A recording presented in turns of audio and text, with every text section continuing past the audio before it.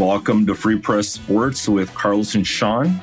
We got a little problem this week because there was no Shawn. It's just Carlos. But better than that, and this is because Shawn Windsor, as you all know, man about town, fabulous cook. He basically just has his job to support his eating habit, but he's taking some well-deserved time off right before we get into the thick of football season. Why he couldn't take the time off in May or June or whatever, now that the world is exploding with Jim Harbaugh and training camp. But Shawn, you take as much time off as you want, buddy. We got you because we've got something even better. We got a special treat. Yes.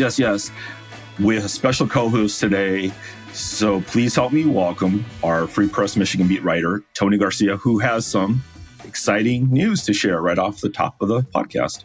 I do. Well, thank you, Carlos, first of all, for having me. I don't know if anybody prefers me to Shawn. Maybe you. I think that actually might be genuine, Absolutely. But short of you, I don't know if anyone else was clamoring for this. And I cannot slander him too much for the vacation time because it was my brilliant idea.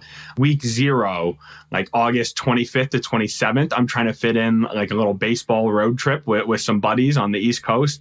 And I'm staying up. I'm already doing 12-hour days now, getting all the things that need to be done, like the game-by-game predictions and all the building blocks that we do that week. I'm getting all that done now so I can enjoy that weekend. So I can't slander him. However, to get to your point, yes, wonderful news. In case this was not already enough of my podcasting voice for everyone to listen to, there's going to be a lot more of it coming starting next week, August 24th. Hail Yes, a University of Michigan athletics podcast by the Detroit Free Press. It'll be me and our colleague, Big Ten insider Reiner Saban, as the co-host. It's going to be bi-weekly Michigan podcast. I heard they're going to be pretty good at football this year. I think there's maybe another storyline or two going on or in the background as there sometimes is. And the expectations, frankly, have never been higher. I'm sure we're going to get into that all throughout this podcast. And so, yeah, I mean, if you are a Michigan fan or if you even like to hate listen to Michigan, there is another subsect of fans in this state who hate listen to Michigan. What? Yeah, I know. Breaking news. It happens both ways. And so anybody, if you're interested in college football, it will have a Michigan lens and sort of the way the season is framed through that program. However, I'm going to be an AP voter this year.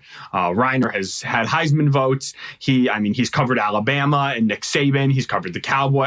He's plugged in with GMs, coaches. He knows people all over the gamut of college football, pro football, and you'd be amazed actually how often the two are linked, and he also covers what's going on at Michigan State because he's our Big Ten guy, our Michigan State guy. So I think it's going to be awesome. I will be looking at things. We're talking to coaches, talking to players, sidelines, press conferences, road trips. We're there for all of it. So why not bring it to the people who get our information in every way possible? And so that's why we've been pounding the table for a podcast for 6 months, and we're going to get it in right under the gun. Week 0, August 24th, the first episode drops. The trailer might be up by the time you all are listening to this.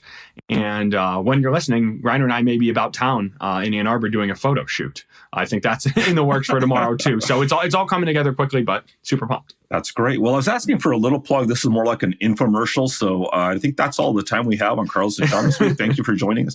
No, that's great. Everybody's excited. I don't know. This is way overdue.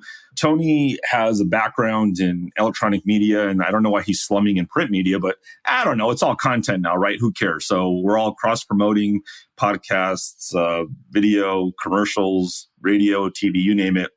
That should be exciting. Hail Yes. That is such a great name. You should take credit for it, Tony. I hope you do. I don't think that was I cannot even say what my idea was on air, even though it was a joke.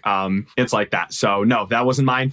Robin Chan, the wonderful audio engineer for this podcast, is also, I've stolen his talents as well. So he's going to be helping us as well. I'm not sure if he came up with that idea. I know he has been one of the brain children of the operation, making it all happen too. So we're excited about it. This I'm assuming this came from the There was a famous Free Press headline and a poster for when they won the 97 championship, and it was "Hail Yes," and I think it was a picture of Charles Woodson.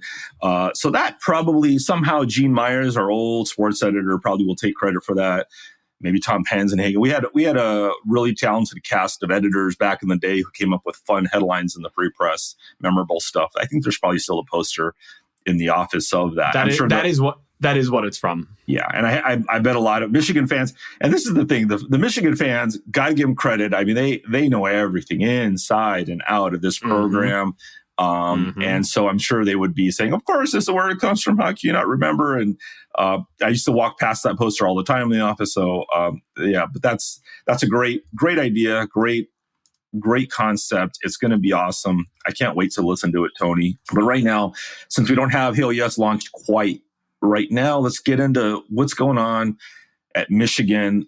Just a little bit of background. Before we get into this, we're going to talk about Michigan. Jim Harbaugh, the suspension. We're going to get into that. We're going to get into also why Tony refused to vote Michigan number one in his AP preseason poll. He's going to have to account for that.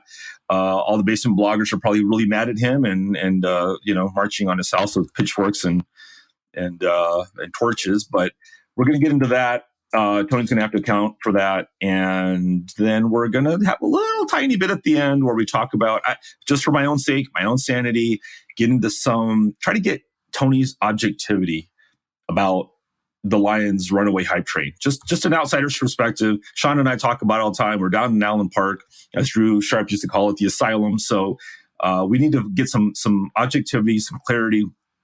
Tony's thoughts. He's been out there at Lions before. He's covered games, covered the draft, so he knows what he's talking about.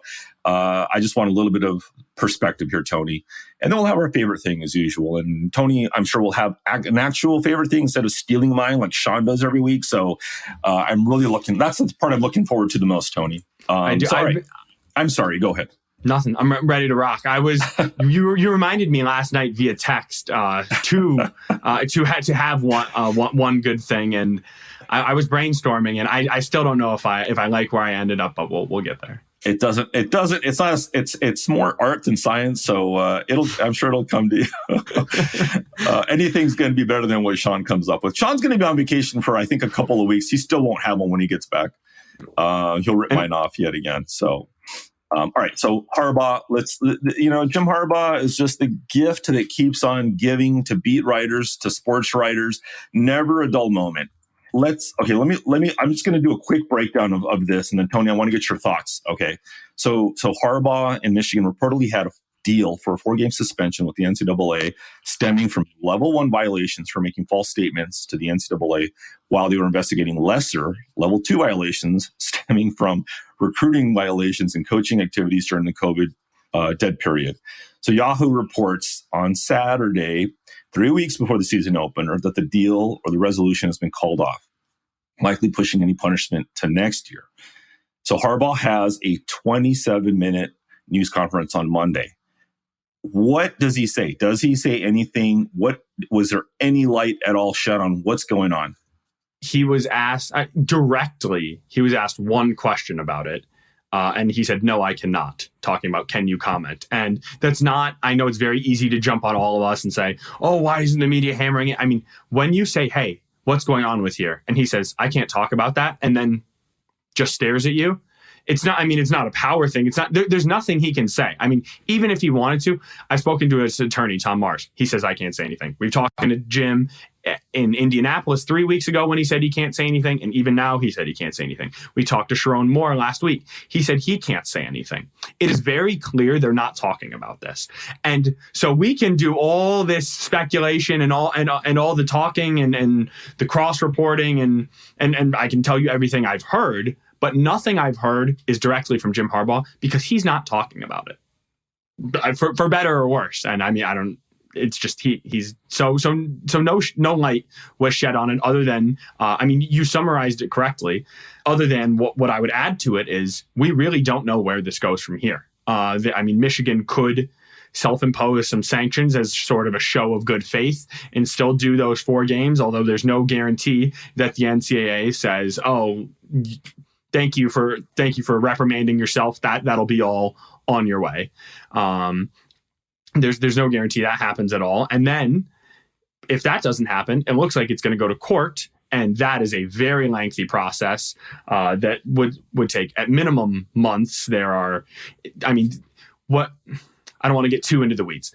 What matters is it would take many months for all of that to play out, and it would not happen during the 2023 season. And then if you get there, the question becomes, does Jim Harbaugh want to stick around for this? And we can open that can of worms if you'd like, but that's really where this is headed. Yeah, let's get into that. We'll get into the future just a little bit. And Harbaugh hates talking about the future because he wants to focus on the now. Yeah. And you and Reiner had really great stories about this. Reiner talked a lot about the future and what this possibly means for Michigan. So, but the interesting thing to me is, what I think everybody was confused about is like, what happened? What was the breakdown? And again, this is all just reports, right? The NCAA never came out and fully said that there's a 4-game suspension, right? It was just, This is what was understood to be a resolution they were working on. But one of their officials, Derek Crawford, said, he's released a statement to Yahoo saying, among other things, but that they can reject a negotiation or resolution if, among other things, the NCAA deems the penalties are not reasonable. So that's what I'm curious about is what was Michigan actually, or Harbaugh or Michigan, what were they proposing? Like, okay, once we're up by 40 in the second half, Coach Harbaugh will take a seat and will, let someone else take, that's, for the first, 4 games. Or, I mean, it seems weird. It seems like this seemed to be a reasonable, if it was going to be a 4-game suspension, these 4 cupcake games would have been the time to do it, right? So that's what I'm curious about. Do you think there might have been something else at play here? So what I believe happened. So first of all, I was also told point blank that it was all but a formality. I think the phrase, the person I was speaking to, who is certainly in the know in this situation, said it's as good as done. So there was every expectation that Jim Harbaugh was going to be suspended for 4 games on both sides. Now, and no one has told me this directly, but the only thing I can surmise is perhaps there was a breakdown in maybe that Jim had agreed and Michigan had agreed, okay, we will bite the bullet and take this 4-game suspension. Jim still says he did not mislead investigators, but I think he has, maybe it was his attorney, maybe it's his others in his corner saying, look how far down this road this is going. Whether you believe that or not, we're not literally the judge and jury, right? So we don't get to make that determination. It looks like they're going to find you guilty. That's what a lawyer's job is to do, right? So let's try to lessen this punishment. The NCAA, I think, got that and was like, look, Jim Harbaugh is going to admit that he was not being fully honest. That's what we want. We can let him go for 4 games and then we'll all let bygones be bygones and move on. In my mind, the only thing I can think is maybe when it was coming down to that final moment, signing the paper or the final agreement, I don't think Jim and Michigan's camp were agreeing they were in the wrong. Or agreeing they knowingly did this and that they misled. I think they're saying they're willing to accept the punishment, but not what they're being punished for. They will not say, that's my understanding, that they did that because they don't think they did. And the NCAA is like, no, we're not punishing you. Like, they want a full apology and they want Michigan to mean it. And they don't think Michigan means it. That's I have not been told that directly, but with everything else I've been told, that's sort of my reading between the lines. That makes a lot of sense because, I mean, I think what the NCAA wants, and like any legal case, you do want an admission of guilt, that I plead guilty, and you want honest contrition, I think, if you're the NCAA, because you want this process to be respected, because already people are, the NCAA is a joke. And it was also telling a little bit that, the guy from the NCAA, Derek Crawford, their president of hearing operations, stuck in that little thing in that release, in that statement to Yahoo, that this is not about a cheeseburger, because I think I think they're rightfully, I don't want to defend the NCAA, but I think they're right in that people look at this as a bloated, inept organization that's hammering people on ticky-tack things and poor kids, you're buying them a cheeseburger and and like, this is not what this is about. They want a full admission of guilt. And I understand Michigan's perspective on this is that, listen, we'll do the time, but we're not going to admit to the crime because we don't think that this is fair. Harbaugh certainly does not think that he was in the wrong. What I wonder, though, is going down this road, and now we can talking about the future, and now you're digging your heels in. Now you're saying, let's go to court. Let's do this. We're not going to have a plea deal. We're going to go full. We're going to try to defend ourselves to the full extent. Well, maybe Jim Harbaugh will be the San Diego Chargers coach, like, hey, bye guys, and do you think that, to me, it seems like this potentially sets up more incentive for him to just leave the whole thing behind, just walk away, especially if they win the national championship, but just to walk away. So many flirtations with the NFL every year, the last 2 years. Is it just one more brick in the wall that just shows like maybe this is the time for him to go? It sure seems like it more than ever before, right? And it's so unfortunate that this is happening and that there's any talk about, is Jim Harbaugh going to be here next year or not? Because this is what Michigan fans have dreamed of since 97, right? This season, this talent, everything lined up for you. But how could one not at least be concerned that there are very strong possibilities Jim Harbaugh's not here next year, right? Because as you mentioned, each of the last 2 seasons, he has had very serious flirtations, discussions, interviews as far as with the NFL. That's before, and that was before this year, right? And now he has won 2 Big Ten championships, beat Ohio State twice. He has everything going. College football cycles up and cycles down. Michigan is in as much of a cycle up as you can almost possibly be. Georgia's in a cycle down. Ohio State's in a cycle down. Alabama's in a cycle down. There are so many things lining up for this year to be the best. Now, that doesn't mean things can't happen in the future. You got everything lined up for you right now. And then all this college football realignment. Look at the chaos that is going to ensue in college football starting next year.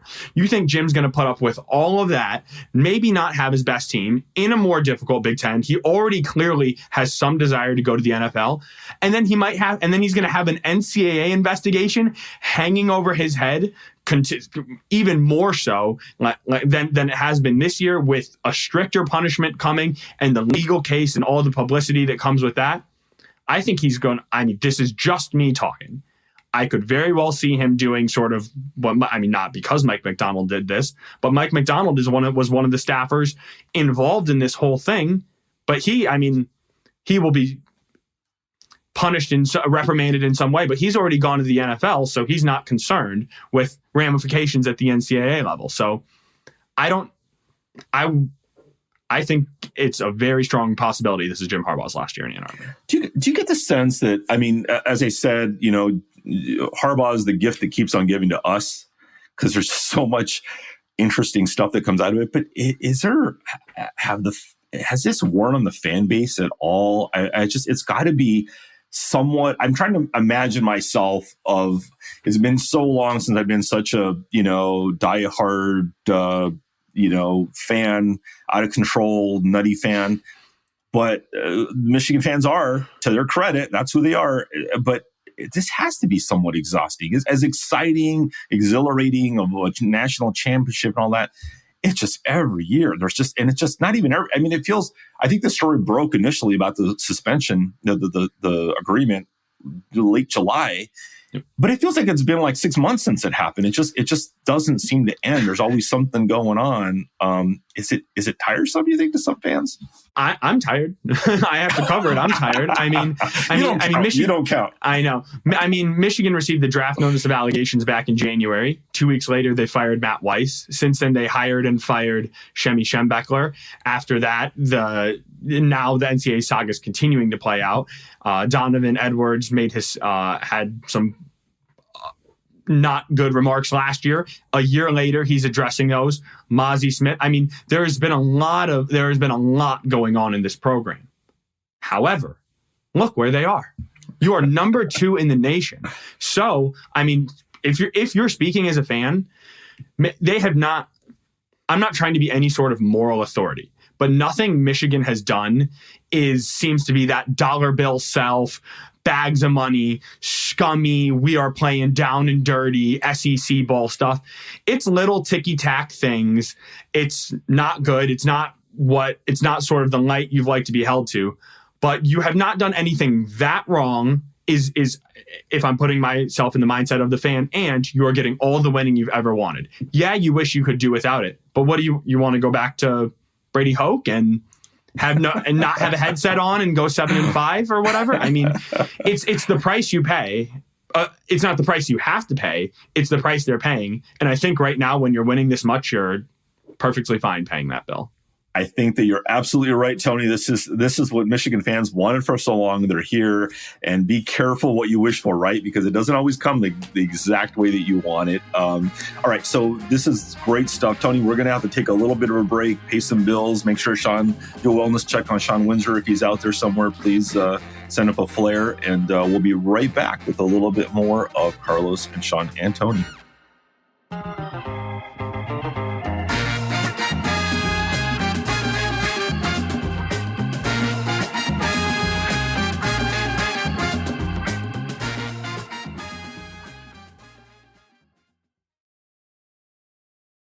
All right, welcome back to Free Press Sports with Carlos and Shawn. Again, we have our special co-host, Tony Garcia, here today. And Tony, now it's your time, man. You're on the hot seat. Shawn always puts me on the couch. I'm putting you on the hot seat. You got to account for yourself, buddy. You did not vote Michigan. All this hype. Oh, this is Michigan's time. There's an up cycle. All this blah, blah, blah. And you refuse to vote your Wolverines, my Wolverines. Number one in everybody's hearts, but number 2 in your AP preseason poll. What's the deal, dude? What's going on? Who could be better? Who has it better than Michigan? Come on. Well, if you read the column, Carlos, and I know you're a loyal reader, you would see that actually I did not put Georgia ahead of Michigan. It was a tie. However, the system makes me put one ahead of the other, and alphabetically, no, I'm just kidding, no. But in my mind, it was a tie, right? I mean, it's so hard. It's very difficult. This is my first time being an AP voter, right? So it's a learning process, and it's the preseason. So you're making a lot of assumptions off of last year, off of projections. We don't have a body of work to go on. So it's already a tough exercise in my mind. And then I have the added trouble of the program I cover being right on that cusp, right? Either 1 or number 2. And they both have. It's Michael Jordan or LeBron, right? Like, which argument do you want to make? And that's the side of you that you fall on. I think what I wanted to do is look at just this year, in just 2024, I think I could make the argument that Michigan has the more capable roster, the better roster, the more experienced roster, the one built perfectly for a college football playoff for this system. And it's been a well-oiled machine. It's all built and crescendo to this moment. While Georgia, I mean, they had 25 players drafted in 2 years. That's insanity, right? So eventually, and yes, they have 4 and 5 stars all over the field. I have multiple preseason All-Americans on their team, but eventually you don't win, right? It's like we all picked Alabama every year until Alabama doesn't win. Right. But I was unsure if it's because I'm this familiar with Michigan and they're this much in my face, and I'm just assuming Georgia's going to be down. I'm just going to let it settle. Thankfully, the AP vote is not part of the BCS or whatever. They got a college football playoff, the people that actually do it. And this is just an exercise on those of us who cover the sport and where we see them. And so I really, really wanted to put Michigan first. But man, I just thought it was setting myself up if I'm the only voter who puts them 1. And then at the same time, I'm worried I'm doing this whatever I think is right? It is not about how people respond. It is about what I genuinely believe to be the case. But it was still a tie. And I had to go lean that other way. There'll be time. Michigan might get up to 1, but I couldn't do it.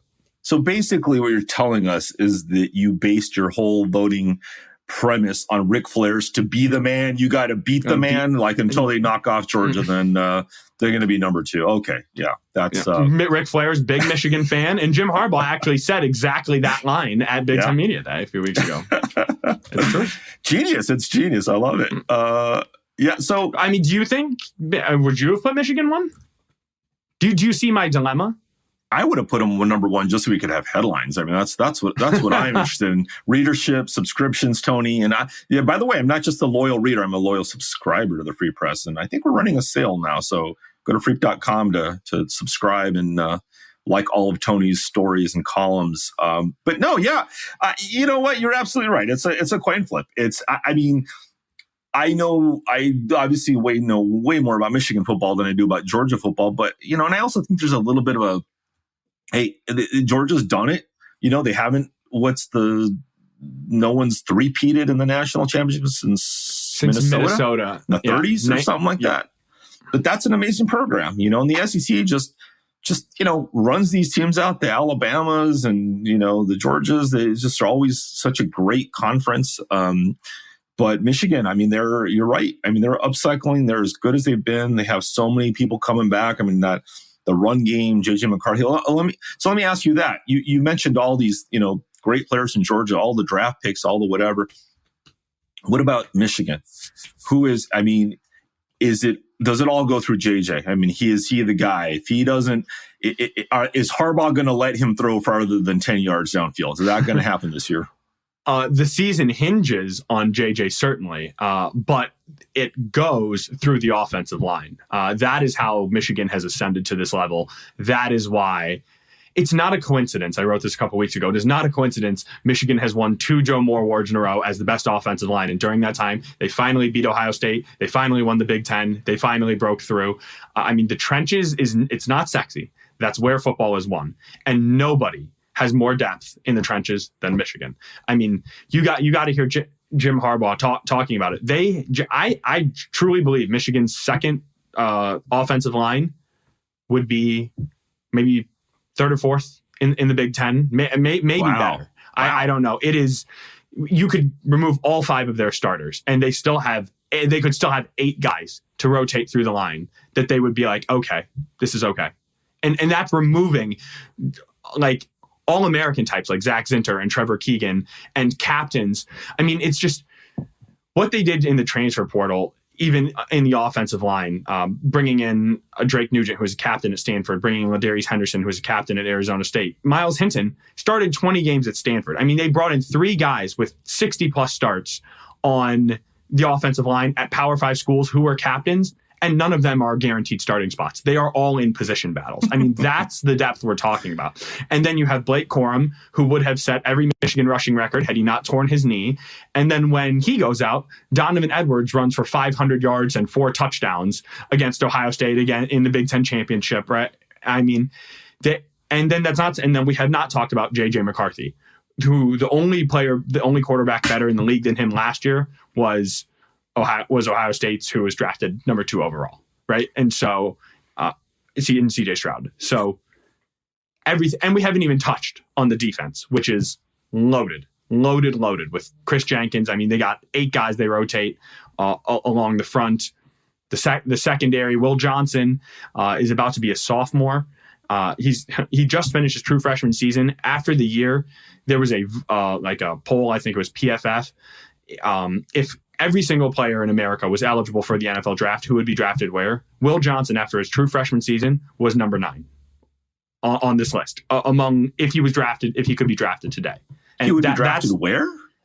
Top 10 in the NFL draft. He would have been a top 10 pick this year. This year. Like in April. Had he been drafted in April, if he was eligible, he was top 10 on mock boards, on legitimate mock boards, not Michigan blogging mock boards. And I'm not mocking Michigan bloggers, for the record. I'm just saying like legitimate national things. And so so the season hinges on JJ, but I mean, listen to all of that. And you can go on and on as Jim has, as I just did. It is, there's no weak spot. Like maybe a second cornerback is what we're talking about. Kicking and punting. What about that? Yep. Specialist. Yes. And that has also been the one that I've hammered this year because, I mean, Jim Harbaugh, he was joking, but he was serious. Jim was like, I actually don't know what I'm going to have to tell the kicker if right before a big kick. He's like, I have not had to say a word in like 4 or 5 years to a kicker because Jake has just been money. It's as automatic as Adam Vinatieri. Literally, he was. And so that's probably the biggest concern. But James Turner, he was the kicker for Louisville. I mean, he started. He was, I think, third team All ACC. He was 20 for 22 last year, 90%, very reliable. He has not kicked a 50-yarder in his collegiate career. So I imagine they try to keep him in tight, or Michigan is going to blow the doors off of East Carolina, UNLV, and Central Michigan. That is when you start attempting 50-yard field goals. You don't need to go for it on 4th and 1. Try the 52-yarder. We don't care. The points don't matter. None of it matters. You're going to win by 40. Let that kid get a kick in the big house. And then Tommy Doman, sorry, Carlos, very quickly, the punter from Orchard Lake St. Mary's. He has a bigger leg than Brad Robbins, not necessarily the experience. So I'm not saying he's going to be second team All Big Ten or get drafted. Brad Robbins was drafted in the 6th round, but he's got a big leg, and Jim Harbaugh is confident in him. Well, no matter what, I don't think he has Robbins' mustache game. I mean, that's the most important part of being a cool punter. But the specialists are so terrible in college. I mean, to get anything out of them, anything close to consistency is a huge advantage in those closer games down the road, especially in bad weather. Don't know if it's going to come down to that. Obviously, it won't come down to that at all in the first probably half of the slate, but I mean, Jake Moody single-handedly won them that Illinois game. Michigan scored a touchdown on their opening drive. They went up 7-0, and they four field goals the rest of the way. 3 in the 4th quarter, all by Jake Moody. 1 with 13 seconds left to win the game. I mean, it's there will be a game when that happens this year, where you never know. Have when to have offense, something happens and it trips up the offense as great as McCarthy has looked, whatever. And of course, that was his first year starting, so maybe things will be a lot smoother and more consistent throughout the season. But by the way, I just want to tell you, I want to thank you, Tony, because when you mentioned the offensive line, somewhere out there in the universe, Shawn Windsor's heart grew, and he just felt so full of joy and happiness that you acknowledged that the offensive line is the key to everything in football. And you know what? I do think, because we argue about this all the time, and that I hate the offensive line because they're the worst athletes on the field. I wish they'd abolish the offensive line somehow, get rid of it, and make football a little bit more dynamic, maybe 7-man football, whatever. But it is the key. It is the key. It's a necessary evil. You got to have big dudes who plug up holes and protect people and all that stuff. I get it. He's right. It's part of the game. But I do think that I'm understanding it. Shawn watches a lot of college football. I think he likes college football more than the NFL, though he pretends he likes the NFL more. Though if you see him at training camp, it's a miracle. But he will. I think when you watch a lot of college football, it's best athlete wins in college football. Best, and there's a wide gap between. I mean, the guys on East Carolina probably don't even belong. They don't even belong in the same field as Michigan, probably, honestly. But in the NFL, the talent gap is so tiny. It's so tiny. You're talking about small differences. Everybody's good. Everybody's big. Everybody's fast. So I don't know if it matters as much. But in college, absolutely. Absolutely. I think what you're saying is dead on. And what that run game, I think that run game, and they're already, I think it was at Big Ten Media Days or no, it was at an outing. I think I saw a video with Donovan Edwards and Blake Corum talking about how they're like, yeah, of course we're the best. We were the best last year. We're going to be the best this year.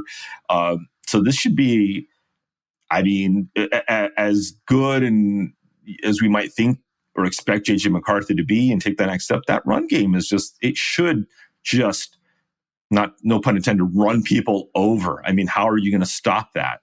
Do you even have to throw the ball? Does this play into Harbaugh's, let's say, worst instincts, or is let's just control the ball on the ground, back to Lloyd Carr's, 3 yards in a cloud of dust method, right? Is that what's going to happen? If they don't have to throw the ball, why throw it? Well, they've been saying all summer long and in fall camp that really since last offseason, they are going to throw the ball more this year. They want to throw the ball more this year. They feel they need to throw the ball more this year. Not in order to do what they did in the regular season, right? But it has to be an option. as part of your game. And it's not that when Michigan did get punched in the mouth by TCU, fall down by a couple touchdowns, it's not that they did not throw the ball, right? J.J. McCarthy threw for 343 yards, 3 touchdowns. They scored 40-some points, 45 points. But he had 2 pick sixes, right? So, I mean, it was just, you cannot overcome 2 pick sixes in the college football playoff game. However, this year, I think they've said they want to be 50-50. I just don't think they're going to get to that spot simply because they're gonna be up by so much so quickly in these first 3 games. You're not going to be airing it out and just throwing it downfield on all these teams, right? So the balance early on in the season is going to be 65-35, and then maybe it goes a little more towards 50-50. I don't see how it ever gets all the way there. Well, I mean, just because they don't need it to. They don't need it to. However, they feel they are much more equipped to do so if they want to than they were last year. My main question, I said maybe cornerback 2. I still need to see a wide receiver step up as a true wide receiver 1. It was Ronnie Bell last year. Roman Wilson, he said he wants to be more consistent, but says he's shown what he can do.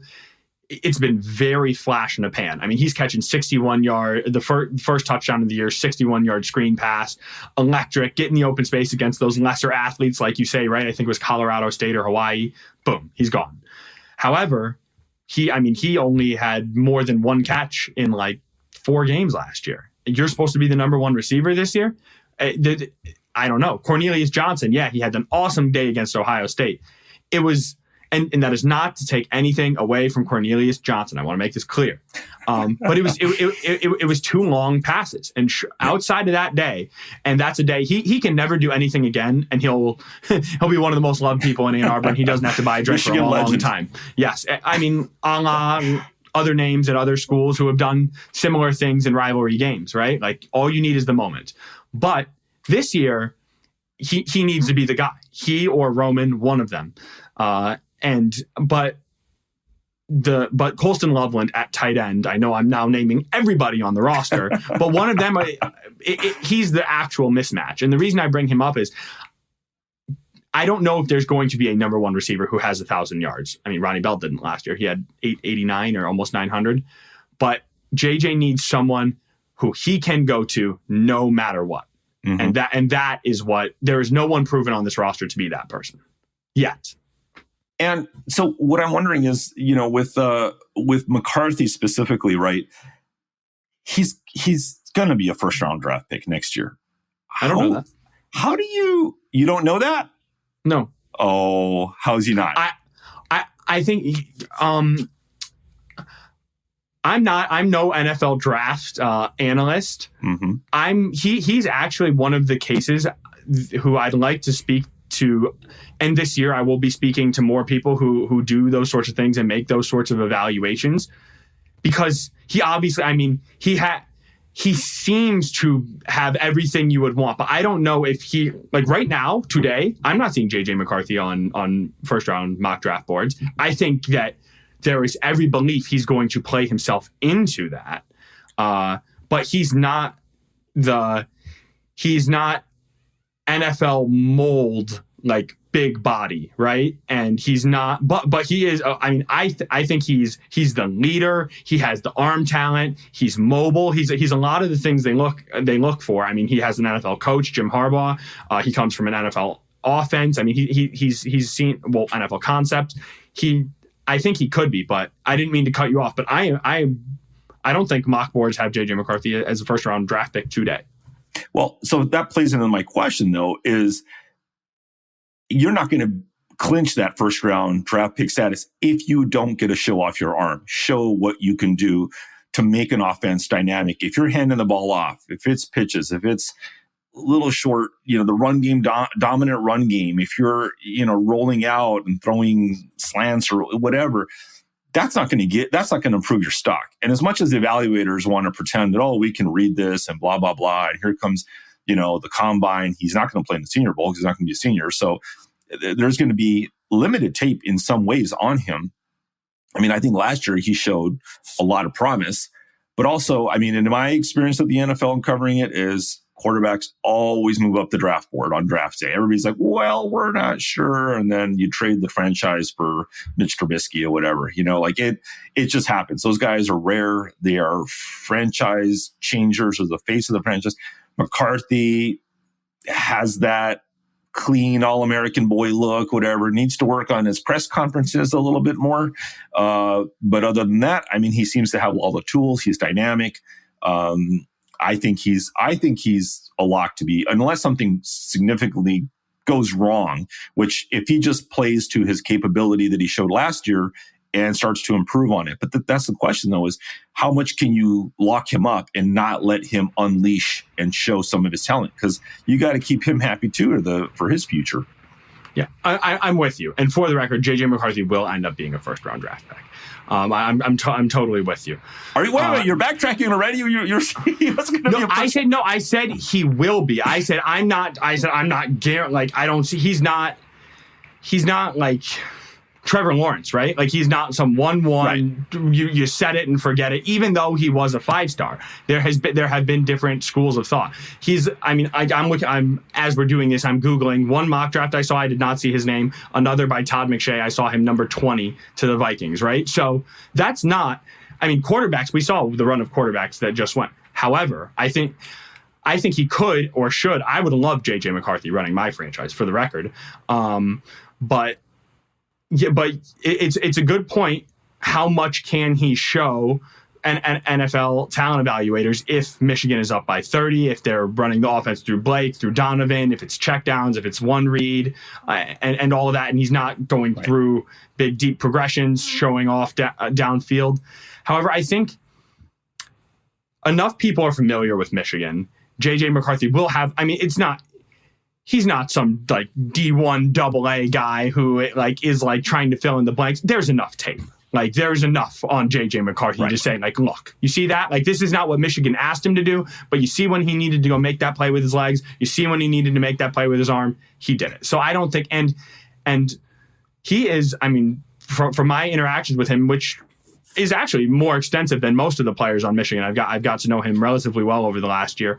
He really is. It's not all talk. It's not just, whatever for the team. And then behind closed doors, he's like, I want to pass. I want the stats. He's actually if we're going to win the Natty, I'd rather win a Natty and not pass than go 48 of 50 and lose. I actually think he is one of the people who believes that. And so they're not going to tailor the offense so JJ can improve his draft stock. However, they are more trusting in him this year, and I think they're going to just allow him to do more, which will then inherently show that. He'll definitely get his chances, obviously, to have to show off his arm in bigger games and better competition, better defenses. That's when you're going to judge him. But the NFL, I can already hear him being introduced by the team that picks him, saying, "Hey, he went out and he won that job, 2 years ago, when he beat out Cade." I'm forgetting his name now. Cade McNamara. Cade McNamara. God, how could I forget this name? Poor Cade. But yeah, when he beat out, what's his name? Cade McNamara. But yeah, he's a champion. And you know what? And a lot of the quarterback success, I think, sometimes goes with the team that you're playing for, and how you're perceived. You're playing for a winning program and a big time program, obviously. And it's still known, even in the NFL, Harbaugh's name is still respected as somebody who knows how to work with offenses and knows how to work with quarterbacks. This would just be, even though he hasn't shown that really too much at Michigan, I think that's still the prevailing thought about he's worked with Coach Harbaugh. And who knows, maybe Harbaugh will draft him. But that's the crazy thing, right? Is it has to. A lot of your stock as a quarterback, is tied to the team you play for, and you're a winner. People love winners. They get too much credit for it. Sometimes they get too much blame for when the team loses too. But I'm going to be curious to see. And you said, as you said, they trust him. They're going to trust him more, but you got to earn that trust. You got to make those throws. You got to eliminate the turnovers, all that stuff. If you can do that, I just think that McCarthy, though, he's a dynamic player. I think he's going to be a fun player to watch as a pro. I don't think you pass him up. I think that, to me, it's Caleb Williams and then everybody else. You can pick on whoever you want after the 3-4 guys after him. But I think McCarthy, I don't see him unless something, like I said, injury or something really weird happens. I don't see him going past the first round this next year. So, right. I guess my main hesitation for that is what if he returned for another season, right? For a senior year. I mean, no, why would he? I don't think he would, but if he doesn't think he's shown enough, there doesn't seem to be any reason. But it's the same thing as Jim Harbaugh. Why would Jim Harbaugh come back the next year if he's already won it, or if he's lost and all of his talent has left, right? But why did Blake Corum come back this year? Look at the NFL market, right? Look at what happens. They are not paying NFL backs. Blake Corum just ran 250 times last year, tore his knee, is splitting time in the backfield, and still decided to return. On surface, I never would have thought he would have returned, just because you got to get paid when you can get paid. Right. So I'm not saying that JJ isn't gonna go, but people have made questions that I've shook my head over, and so I'm just not assuming that he's going to do that, especially given he's not right now. He's not top 5 on mock drafts. I think he can get there by the end of the year, but he's not. It's not some set it and forget it. This is his last year at Michigan. It's like Miles Bridges. There's an example. Miles Bridges, a different sport, different school. Sorry for making Michigan State reference. We just heard all the people clicking off right now. I know. We're done. We're gone. But he was a one and done. He was going to go. Same with Gary Harris. They both did the same thing, and then they come back.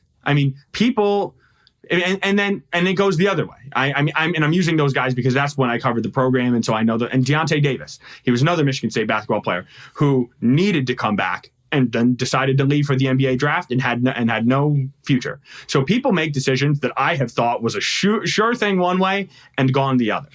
That's just.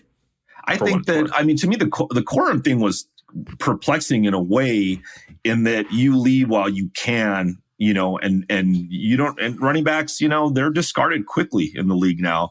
So you only have about a 5-6 year lifespan on average, probably, for a good running back.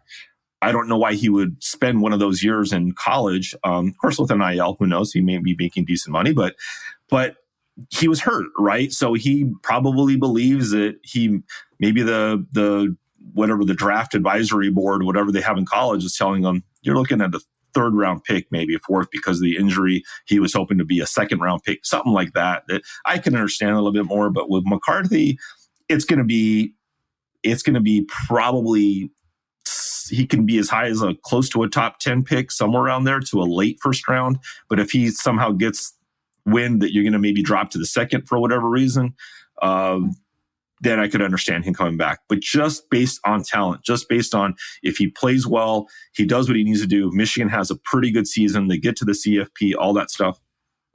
I could never see him coming back. And especially with the cloud hanging over Harbaugh and the program and all that other stuff. And as much as it's his coach and this and that, does anybody trust Jim Harbaugh? Does anybody try? As he says, right? He's saying it now, after promising Mitch Albom, after that flirtation with the Vikings, I'll never do it again. Mm-hmm. What? He had a virtual, interview with the Broncos this last January, whatever it was. So I can't blame anybody in that program who has a chance to go pro after the season, because it's a unique season. So all right, that's I think I've got my one vein is maize, one vein is blue. Tony, that's enough for me. It's probably not enough for anybody else, but we got to move on, take a little break, and come back and get your thoughts on the hype train in Allen Park.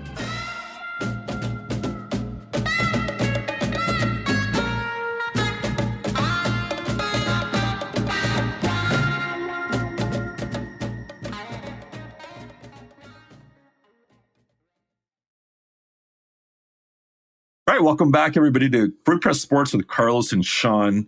My apologies again to Cade McNamara. How could I forget his name? Boy, how sad. You're old. I'm old, Tony. I'm old. That's the problem. I'm not a young, strapping young lad in his, what are you, like late teens, early 20s? Stop. I'm 30, and I feel much older than that. By the way, Tony Garcia is an amazing athlete. Dude looks like he could play wide receiver in the NFL right now. Don't do this, or I'm signing off, and you're not going to have a guest for the rest of the time. And I also have a complaint. He's such a good athlete. almost, I think he fractured my left index finger when he was in softball, when he was throwing about probably, well, I'm guessing 105 from the hole to me playing first. And I had to wear like a little pad underneath it for the rest of the season last year. So watch out for Tony's fastball. I'll leave that alone. All right. Let's get to the Lions. This is and Tony, you've covered the Lions you've helped out with our coverage, done a fantastic job. Dave Burkett misses you every day of his life, and lets me know about it, complaining that I'm not there enough. So, but I'm here doing the podcast with you, which I much more prefer. But tell me this, the hype train was just, it's jumped the tracks in Allen Park. It's mowing down people. It doesn't care. Nobody cares. Dan Campbell's a conductor. It's just out of control. Everybody's just loony over there. What's going on? And is the hype train nothing more? Maybe Jameson Williams is the conductor. Like, what's your take on what's going on with the Lions? Is it justified? Are you excited? Are you sick of Jameson Williams stories? What's going on? Well, if you want to derail that train, get me back at Allen Park, because they were 1-5 when I was covering that team last year before I moved to the Michigan beat, and then all the winning started happening. So since I left, it's been all gravy. I really hate to be this person, but I don't think I'm going to be I'm not finding the brake pads slowing this hype train. I've never seen anything like this because I was born and raised in this town. This is the team I've always followed. Now I'm doing it professionally, so I look at it differently, but I've never ever seen or heard or felt expectations like this, certainly. And I remember, if you remember one of our conversations last year when we were at Allen Park, it was after we had spoken. We had spoken with the fifth assistant in a row, right? It was when all the players on staff, and you're talking with Antoine Randall and Mark Brunel, and then it was back when you had Deuce Staley and then Hank Fraley and then Ben Johnson, and then you're just talking he wasn't a player, but the rest of them, you're talking to all these guys. I remember I turned to you and I was like, has it always been like this? Because it just felt good. I'm like, because you can kind of feel, it was like my first trip to Columbus. When I went to Columbus to cover my first game there, it's like, oh, this is why they win, right? It's like, everything is buttoned up. Everything is done to a T. You can see and feel winning organizations when you enter them. And that was sort of what I got in Allen Park last year. I was like, this feels pretty put together. I was like, I don't know. I was expecting a circus. I was expecting coaches who couldn't form sentences, and it just seemed really well, like a well-oiled machine, and has only gone in that direction further, right? And so, I don't have anything to compare it to, but it looks like they are doing all the right things from what I've seen. And that's really concerning when I'm like agreeing, when you're like agreeing with everything, it's like it's just unsettling. And so, am I wrong? Do you know what I mean? Yeah. I first of all, I just love the image of Hank Fraley or something, bumping into the walls as he's trying to come into the room and pulling on the doorknob when you're supposed to be pushing. That's your idea of what assistant coaches do at the Lions, which is probably the idea most people have. Yeah. No, it's been, let's not forget. Scott Linehan was a coordinator that helped Stafford throw for 5,000. And you've had Gunther Cunningham, which was one of my all-time favorite coordinators and coaches, assistant coaches, even though he was toward the end of his career there. But you've had good coaches in the past. It's not like you've had bad coaches and nobody knows what they're doing, and they've been well-spoken. There's been a plan that hasn't worked many of the times, but it hasn't been a complete clown show over there. So the assistant coaches, I think the former player thing is kind of too much is made of that, because I don't know that there's a blueprint for, if you were a player, then you get it, and you relate more to the players in some way. But players don't care about that. They just want to be given a fair opportunity, be shot straight, don't mess with me. Give me make this a true meritocracy. If I play well, give me more playing time. I want to be able to, play well, get a better contract, all that stuff. That's what they care about. Whether that's a guy like Bill Belichick, who, barely played even in college or whatever, or Matt Patricia or whatever, or if it's, a Hall of Fame former player, they don't really care. It's just all about opportunity for them. So I don't say it's a little different, but it's not. Yeah, I don't think it matters. I don't think they need to be. I'm certainly not in the camp that, you're not allowed to talk about this sport if you didn't coach it, play it, whatever. I mean, it's ridiculous.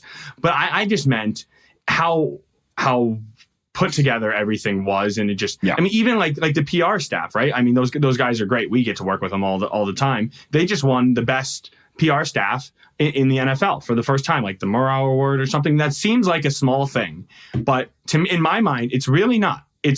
And that's what coaches say all the time, like Jim Harbaugh, to bring it back to my beat. Like it's the way you do the little things that end up becoming the big things. And I was impressed back then with the way they did the little things.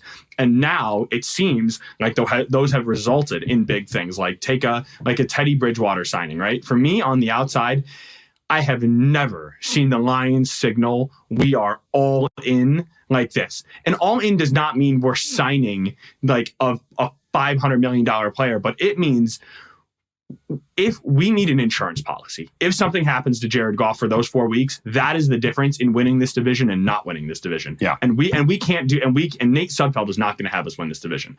We can go 2-2 with Teddy Bridgewater and he can hold our water. And last year they didn't do that because they weren't there. They've never done that. Yeah. And this year they did.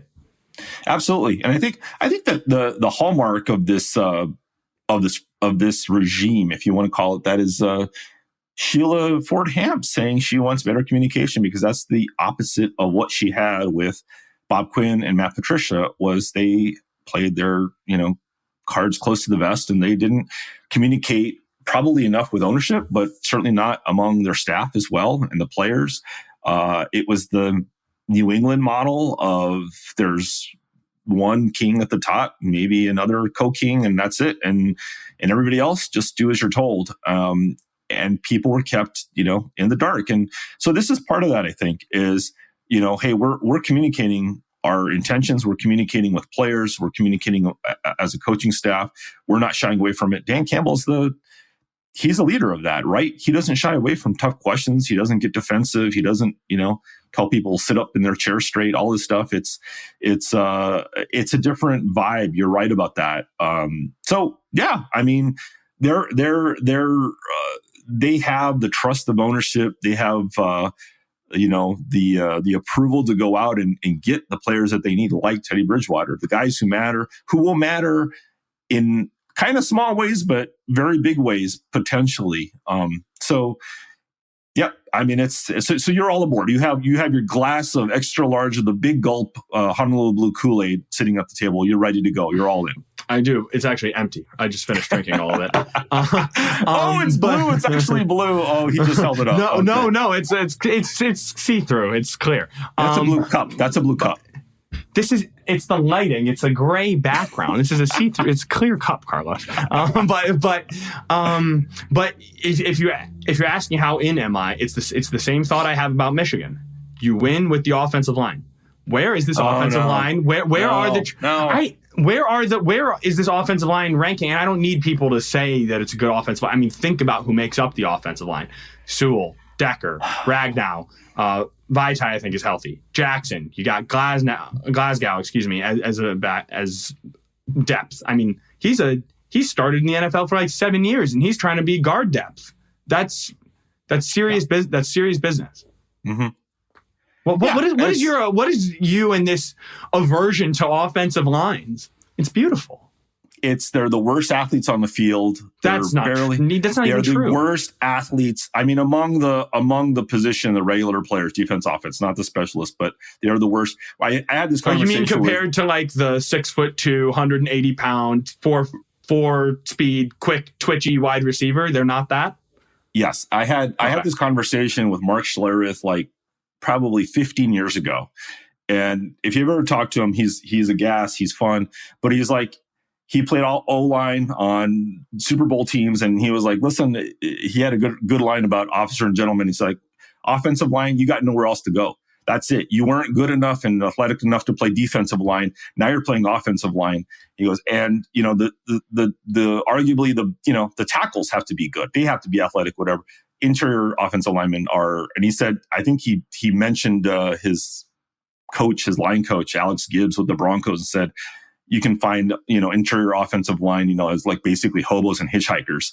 He goes, I need elite tackles. That's all that really matter on offensive line. He knows the truth. He speaks the truth. It's true. I mean, it's just a necessary evil. You got to have people stop those amazing defensive tackles, edge rushers, all that. That's the whole point. Is there a wall? Now, granted, it's part of the game. It's important because it's the way the game is constructed right now.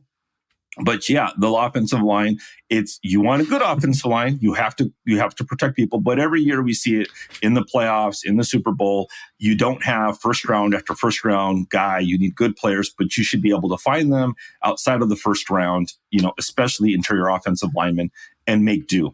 But that's what we say about like all the positions, running back, wide receiver, right? Like, I mean, like, no. You need talent. Those guys are hard to find. Running back's a dime a dozen. And no, not good ones. Hey, have you watched the Lions since Barry Sanders? No, they're not a dime a dozen. I mean, okay, but running backs don't affect winning the same way. I mean, why do you think they're not getting paid right now? I mean, the whole NFL, the whole model is saying we can go draft Isaiah Pacheco in the 6th round. He's a rookie. He'll run for 1,000 yards and be our starting running back in the Super Bowl. We need Patrick Mahomes. We need Creed Humphrey. We don't need Priest Holmes in the backfield. We need anyone. It's evolving. I mean, all positions evolve. Obviously that happens. It goes in cycles. The receivers at some point, those guys probably might not get paid as much. I mean, it will change. And definitely, you're right about the running back. It's being devalued for sure. Offensive line, I mean, that's their insurance policy for the quarterback. You're paying a quarterback so much money, you have to keep him healthy. All the rules in the NFL have been slanted toward you can't even breathe on the quarterback anymore. So it makes a lot of sense, right? I'm just saying that to me, dudes bumping helmets, 60 times a game is just not the most exciting thing to me. You probably want a baseball game to be 9-8. Also, you don't like it when it's 2-1. I love defense on baseball. I love it. And the defense has the ball. Right. That's true. Only sport where that happens. My last question about this offensive line topic is, would you rather have an elite, like, I guess, what I would consider like an elite offensive line and then a just a guy all around at wide receiver? Or would you rather have Antonio Brown and AJ Brown and Charlie Brown or whoever, right, on the outside, and the Lions offensive line of, oh wait, you're not moving the ball. You can't even get the ball to them. I think that you can still, I mean, I haven't done a deep dive on this. I haven't even thought about it, but Stafford threw for 5,000. I don't think he had this most amazing offensive line. I think he may have still had Jeff Backus on the team, which everybody hated, all the fans. But I think you can, have a good offensive line. As long as they exist, you have to have a good offensive line. Absolutely. You want everybody as good as they can be at their position group. I just don't like it when they draft guys super high, because to me, tackles are a little bit different. They're hard to find, really good tackles. I will give a pass to anybody being drafted in the top 10. I get it, whatever. But interior offensive linemen, don't draft them. You should not draft them in the first round. You should not have to find them. If you're a general manager and you cannot find a good interior offensive lineman in the second round, then I don't know what you're doing. You probably don't belong here. So that's my argument. I'm sorry. This is Frank Ragnow on the other line. He's he just called me. Oh, people, and hey, just as a little point of defense, everybody gives me all this problem about, you gave him an F, and I've explained it many times. It's not. I'm the grades that I've always given in the instant grades for the Lions draft picks. It's not the player. I'm not going through his tape and saying he doesn't have fluid hips and all this. It's where they are picked. So if you pick an offensive lineman, an interior offensive lineman in the first round, I'm not going to be happy unless this guy is no doubt first ballot Hall of Famer, which nobody ever knows that. I don't like it. You should have been able to find a Frank Ragnow in the second round. You almost always certainly have more pressing positional needs than an interior offensive lineman. That's my gripe. And I like Frank. I think he's a great player. He's going to be, in the Pro Bowl many years. He's having injury issues now, but he's a really good, solid player. One of the best at his position. Great. But they should have found him in the second round. That's why I was not happy, and they had more pressing needs at the time. Hey, I had to fill in for you this year when you had other things, other places, other things going on, and I had to do those grades. That is a tough exercise. So I'm not here to judge your instant grade. I'm here to judge you for doubling down years later. But. I might give him a D now. But no, I guess we can't. I guess the point is you and I could not be like GM and VP. We couldn't. We have different fundamental philosophies about how we run our football teams. Yes, yeah, we would be different GMs for sure. And that's one of the things, by the way, one of the reasons I agreed with Pat Patricia was he didn't believe in, not only him but several other coaches and general managers don't believe in paying interior offensive linemen second contracts. Like, we should just be able to go draft somebody instead of overpaying. Unless this guy is a perennial all-pro type player. And if there are other factors involved, but I would say go find a guard in the second or third round. It can be done. The Lions have had, I think Larry Warford was a second round pick. He was a Pro Bowler. You can do it. You should be able to do it. So you keep agreeing with Matt Patricia. We'll see how that goes. Hey, even Darius Slay gets along with him in Philadelphia now, so it can be done. All right, we're going to take a quick last break, and then we're going to come back with our favorite thing.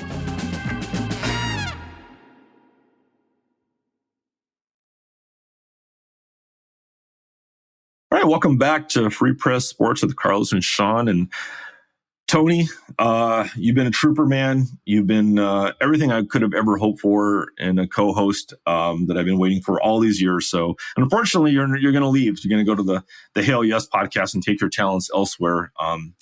Well earned, by the way. Congratulations. That, again, for the listener out there, it starts in, do you have a start date, launch date? August 24th. August 24th. Okay, excellent. Look for that at creep.com and where you find your podcast on Apple or Spotify. So, all right, this is time for our favorite thing. So I'm going to let you go first. Yeah. So as I said before, it was tough. I did not know which direction to go with this, but I guess I'll do my favorite thing, and I will just sort of say my life or this summer where I'm at right now. And I know that seems crazy, but I'm in the process of moving from Royal Oak back to Ann Arbor for the season. I moved out to Royal Oak when I got a job for the Free Press. I was a general assignment reporter. 6 months later, we have some shuffling. I get put on the Michigan beat, which I was thrilled to do. But for those who don't know, I'm from Ann Arbor. So I moved from Ann Arbor to Metro Detroit only to come back to Ann Arbor. So that was just funny how that worked out. But just moving back home, got a lot of things going on in the background. I just bought a home with my girlfriend. We're closing right now. I just bought a car last week. So if you see me eating nothing but ramen for the next year, you know why. But I just there's always the phrase, like, I wish I was in the good old, like, I wish there was a way to know when you're in the good old days. I just feel super, super blessed to know I am in the good old days. I'm super stressed out all the time. I got tons going on. Not all of it good. A lot of it not, unfortunately. But everything's okay today. Everything's okay right now. I'm just so happy to have my friends, to have my family, to have this summer that we had. I mean, football's back. It took me 10 years, very long grinding years to get to this position, just to be able to I almost swore, to shoot the you-know-what with you, and to shoot the breeze and just do these types of things. So, my one good thing is just getting to do this, and feeling very blessed to get to move back home before the season. Oh, that's great. That's, you know what? And I can confirm to you that you are in the good old days. And as difficult as things are, as challenging and all that stuff and all the pressure and things you're constantly worried about, it's a lot of life changes, but wait till you get married and have a kid and they go to school and then it switches from you to not about you at all. And it's a different ball game. And that's my favorite thing actually is, our kids, our twins are going back to their second year, beginning their second year of college. And we moved, one of our daughters, into her new apartment. She was in the dorms. She had to be in the dorms in your freshman year. So she now has an apartment with a roommate. And it's unsettling, Tony, to see your kids grow up and become more independent, and there's always a challenge. It's so weird, and it's little by little. It's like every step of their lives. It's like, oh, now they're going to school. Now they're going to middle school, high school. Everything seems like a step where they get a little bit farther away from your protection, and you worry about it. But we were able to. It was nice that we were able to feel good about her moving into a place that she liked and set her up in the apartment and all that. And it was really hard last year when they both went to their dorms and we closed the door and said goodbye. That's one of the hardest feelings and most difficult emotional things you'll ever experience, I think. But it felt a little bit better this time. It felt lighter. Like last time, there was a lot of crying on the road back from Bloomington. Yeah. It was tough, but this year it was a little bit easier. So I was thankful for that. That is good. And I'm sure the good thing is not, as I can tell, it is not that your children have left the house. It's the circumstances in which they are. And I was wondering if it was, because I know you have the twins, 2 Big Ten students at 2 Big Ten schools. It's the one in Bloomington. Yes. Okay, very good. Yeah. Because the other school, the more local school, does not start. When are they moving? Is your other daughter moving into an apartment locally as well? She is moving into housing that's kind of an apartment in Ann Arbor, and it's. I will say this: Michigan is not as communicative about things as maybe Indiana is for all their pageantry and promotion. I would prefer maybe Jim Harbaugh controls housing or some of the educational process at Michigan, but she's moving in soon. This was actually an early move-in date, which they recommended, which is hard in itself because she could have been home for 2 more weeks, and the house just feels so much emptier even with one kid out. So it's going to happen soon. I will say this, and this is probably not fair, but Ann Arbor does not feel like you're gone so far. When you're Bloomington 6 hours away, it's like the other side of the planet. But Ann Arbor is like, just pop in, go to Pinball Pete's, have some Mr. Spots, say hi. All right, I got to come back. Whatever, you can do it. Not a big deal, but it's still hard. The house is so quiet, Tony, when you have kids and they're gone, and you get used to it, but it's so quiet. So maybe you can come on over every once in a while. I was going to say, well, that's why it's football season. Get out. That means you need to get out to Allen Park more. Go. Dave wants your help. Right. No, that's not what I need. I need to go play more golf with you and our other buddies. That's what I need. I'm in. All right. Well, hey, thanks again, Tony, for joining us. Look for Tony and Reiner Saban's new podcast, Hail Yes, coming out August 24th. And that can be found, as this show can be found, on freep.com or wherever you find your favorite podcasts on Apple or Spotify. And we have to thank this is something you're going to have to do, is thank all the people who sign the paychecks and make sure you get promotions that are well-deserved. That starts actually with our producer, Robin Champ, who makes all this possible. Be really nice to him, Tony, okay? Don't be mean to him like Shawn is and keep him in the dark. Communicate. Yeah, take notes, please. Yep. But also our sports editor and executive producer, Kirkland Crawford, executive editor and executive producer, Anjanette Delgado, and editor of the Free Press, Nicole Avery Nichols. Until next week, we will see you on Free Press Sports with Carlos and Shawn.